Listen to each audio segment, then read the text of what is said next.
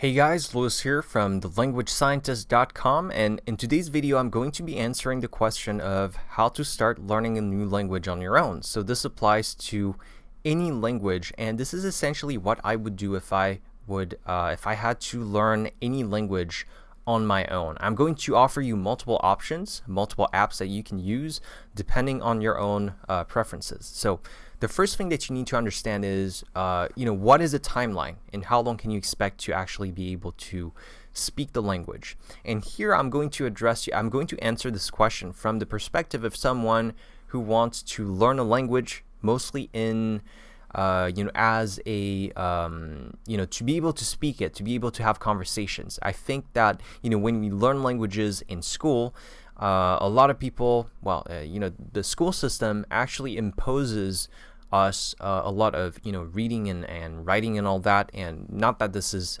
useless, but I feel like a lot more people, when they learn languages on their own, a lot more people want to actually just be able to have conversations. This is the main goal. The goal is not to pass an exam.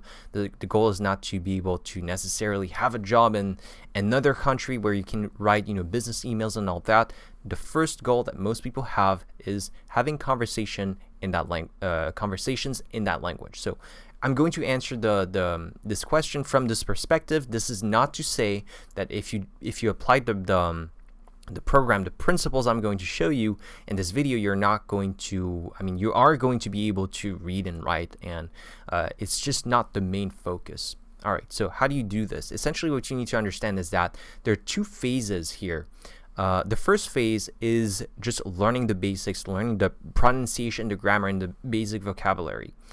This is the phase that, in my opinion, is the hardest because it's going to be a little boring, and your goal here should be not to give up. I'm going to explain exactly what you should do during this period, but then the second period of time is going to be the period where you actually start enjoying the process, and you need to really build up your vocabulary to a point where you're actually fluent in that language. So before I talk about the two periods, let me give you a timeline. If you want to become fluent in any language, and here I'm talking about fluency where, you can actually work in the country, in a country where that language is spoken, you're not necessarily going to be able, as a matter of fact, you're not going to be able to be a politician or an author or any language that makes extensive use of, or any job that makes extensive use of that language. But if you're going to do things like, being a waiter, or maybe just like me, being a programmer, where language is not necessarily the main focus, it's very technical, you're going to be able to do that. You're going to have some issues. There are going to be times when you don't understand what your colleagues say, but this is going to be pretty rare. Like companies in that country are not going to fire you because of your language ability. So this point is, to reach this point, you need to know about the 5,000 most common words in that language. So if you're learning a language, you need to know the 5,000 most common words in that language to be considered fluent, have sort of minimal, working proficiency.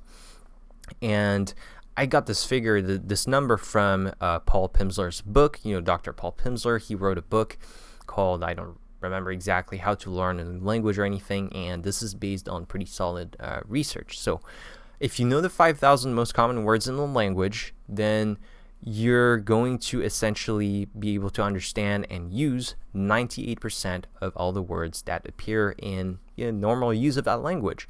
And that makes you fluent, because when you learn a language, there are three aspects, pronunciation, grammar, and vocabulary. And I think that probably if you're a new language learner, you're probably, a little bit anguished by pronunciation and grammar, depending on what language you're trying to learn. But you should be worried more about vocabulary than the other two, just like Paul Pimsler said, because pronunciation, number one, whatever language that you're trying to learn, there are not that many sounds in that language. Even if you're an English speaker and you're trying to learn, say, Chinese, or let's say, actually, when you look at all of the languages on Earth, the Hawaiian has 15 different sounds. So that's the least number of different sounds in the language.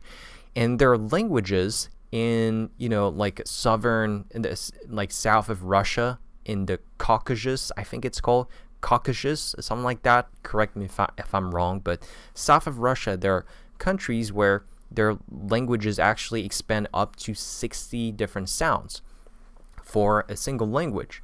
And so that may sound hard, but 60 is not a lot. After a few weeks of good language instruction, you should be able to master most of those sounds, and there are still going to be about 1 or 2 sounds that you're going to have difficulty reproducing. But overall, this is not a big deal. Now, grammar.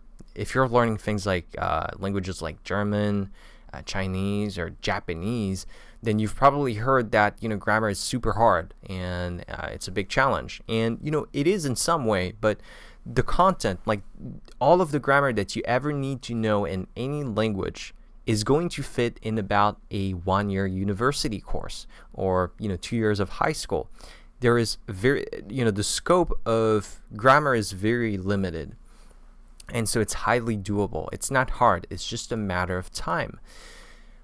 Now, with vocabulary, as I said, you need to know 5,000 words. And this is where the challenge really lies, because, it's easy to learn, for example, 10 new words a day. And, in a year and a half, that's about 5,000 words. And you're fluent. But the problem is not learning those 10 new words every day. It's like, how do you retain them in the long term? And so that's the main problem. This is the main challenge. If you're new to language learning, you've never learned a language on your own, then you need to be aware of this. This is going to be the main challenge: learning vocabulary and retention, memorizing it in the long term.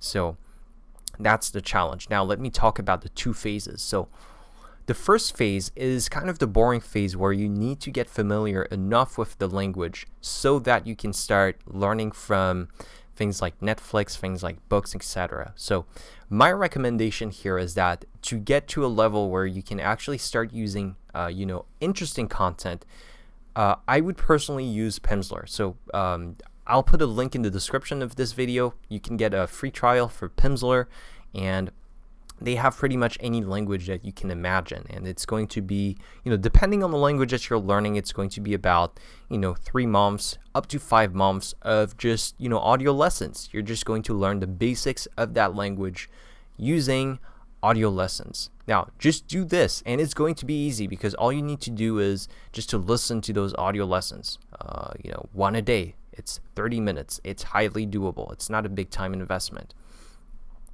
Once you've done that, you are probably going to be bored, and it's totally normal, because it's just you're learning the basics, and it's very hard to make the basics interesting and effective at the same time. So now what you should do in the second part, the second period, after about 3 to 5 months, you should be spending about a year trying to learn vocabulary. And as I said, 10 new words a day, it's about a good objective.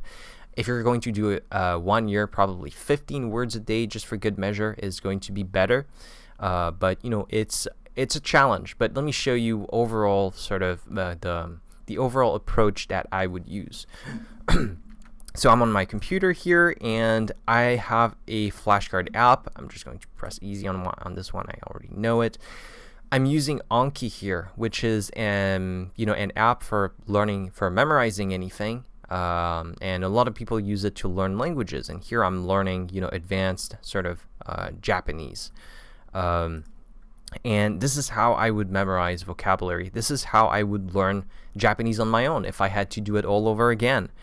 And so I have created flashcards here, and I have a bunch of decks. As you can see, I have a deck specifically for Netflix, which contains flashcards coming from Netflix, essentially. And I have the sentence here in English that corresponds to a scene in a TV show on Netflix. It's a game that tests how much you can trust others. And here I have highlighted how much, which is the expression I want to remember in this scene. And if I remember correctly, how much is pretty easy to say in Japanese. It's pretty basic, but this one actually uses another expression. So if I remember correctly, it's いかに相手を信頼できるかのゲームです。今日はいかに相手を信頼できるかのゲームです。信頼できるかのゲームです。Yes, so that's basically it. As you can see here, because I used Anki, which is a smart tool, it's going to schedule your vocabulary learning in an intelligent way, and because I use Netflix content, which is highly memorable, very interesting, and I have the whole story mapped out in my mind, then I was able to actually remember this content here pretty easily, and this is how you learn a lot of vocabulary pretty fast. So that's basically it. That's how I would learn a language on my own at home in about a year and a half. So that's it. If you want to find more content that I produce, you can go to thelanguagescientist.com, and I'll see you in the next video.